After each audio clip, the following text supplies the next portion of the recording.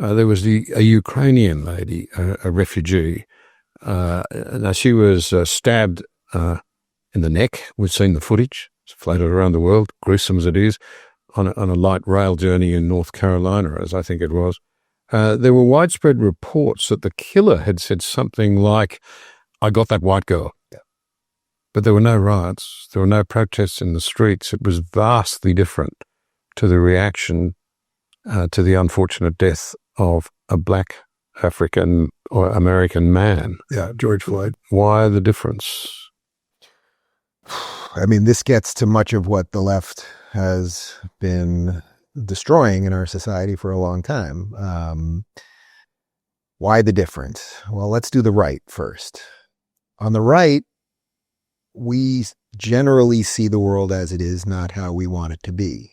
And what that means is good things are going to happen and bad things are going to happen. You know, there's a clip that some of the people who dislike Charlie were sharing a lot after he was assassinated, which is that Charlie said at some point, people were asking him about guns.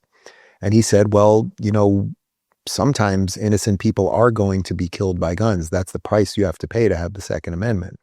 And the people that didn't like him were sharing that clip going, well, bet I wish he could take that statement back now, implying that if only these guns didn't exist, that he would be there. I have no doubt, I mean, I'm talking zero doubt, that Charlie would not have changed his position on guns because of what happened. There's just no doubt about that. Because we see the world as it is. And part of as it is that bad things are going to happen, right? So people have guns, and yes, there are going to be incidences that Charlie should not have been taken away from us.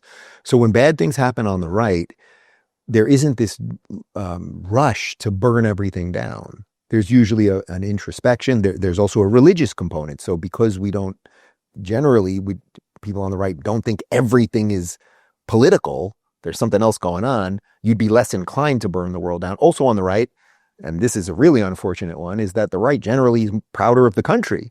So just because something bad happened to you or a family member or someone in your community, you're less inclined to decide that you want to burn down a store.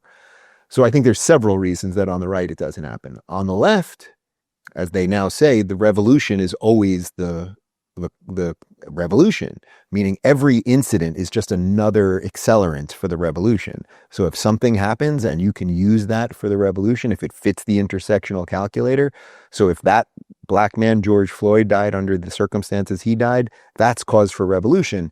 But if 10 young black men are killed in Chicago by gun violence, which is from other black men, it doesn't fit the calculator, and then nobody cares. And I think that probably is it. I would say the easiest way to describe it is if you put ideology over truth, you're going to probably do a lot of bad things.